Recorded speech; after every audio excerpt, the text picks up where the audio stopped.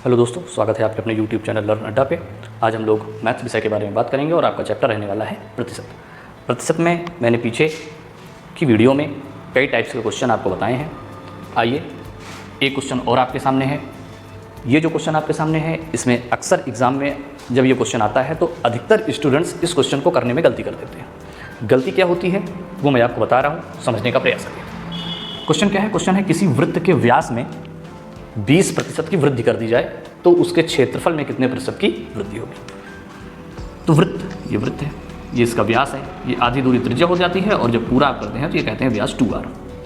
आपने स्टार्टिंग से ही पढ़ा हुआ है कि व्यास बराबर हो जाता है 2 गुणे त्रिज्या।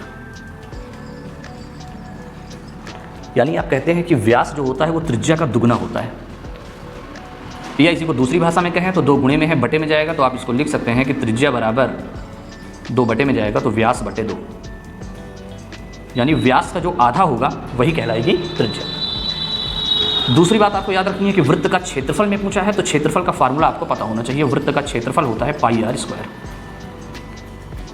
यहाँ पाई कांस्टेंट है, नियतांक है, इसको यहाँ पे नहीं लेना है, बचा सिर्फ आर स्क्वायर। आर स्क्वायर का मतलब आर गुणते आर, 2 बार त्रिज्या का सवाल है। गलती ये होती है कि चूंकि व्यास में 20% की वृद्धि हुई तो लोगों के माइंड में ये आता है कि वृत्त का क्षेत्रफल में आर स्क्वायर ही बचता है, पाई कांस्टेंट हो जाता है, तो आर का हमें बेसिकली पता करना है।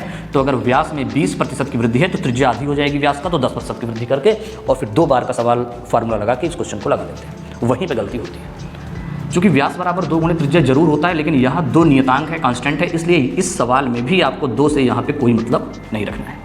इसका मतलब ये हुआ कि जितने प्रतिशत की वृद्धि या कमी व्यास में होगी उतने ही प्रतिशत की वृद्धि या कमी आपको त्रिज्या में भी मान के तब सवाल को करना है। आधा मत करिएगा, आधा करेंगे क्वेश्चन गलत हो जाएगा। तो व्यास में अगर 20 है तो इसका मतलब कि त्रिज्या में भी 20 है। आइए अब चूंकि 2 बार आर आर है तो फार्मूला 2 बार का लगेगा। 2 बार का फार्मूला कौन सा है? x + y और xy बटा 100। चूंकि दोनों बार वृद्धि हो रही है तो दोनों बार ही प्लस का चिन्ह के साथ रखिएगा, आधा मत करिएगा। जो व्यास है वही त्रिज्या है, मतलब 20 + 20, 20 × 20 और बटे कितना 100। अक्सर इस टाइप का क्वेश्चन एग्जाम में पूछा जाता है। 20 20 40 और उधर 2 दूनी 4, टोटल कितने प्रतिशत की वृद्धि होगी उसके क्षेत्रफल में? 44% की वृद्धि होगी। अगर कमी होता तो जहाँ कमी है वहाँ पे माइनस, दोनों में कमी होती, यहाँ भी माइनस रखते, यहाँ भी माइनस रखते, यहाँ भी माइनस, यहाँ भी माइनस, ये गुणे में है तो माइनस माइनस प्लस हो ही जाता। तो प्लस का चिन्ह है, वृद्धि है तो प्लस का चिन्ह, कमी है तो माइनस का चिन्ह। ये याद रखिएगा, यहाँ पे कन्फ्यूजन ज़्यादा होती है और क्वेश्चन गलत होने के चांसेस ज़्यादा रहते हैं। वीडियो अच्छी लगी हो वीडियो को लाइक करें, चैनल को सब्सक्राइब करें। धन्यवाद।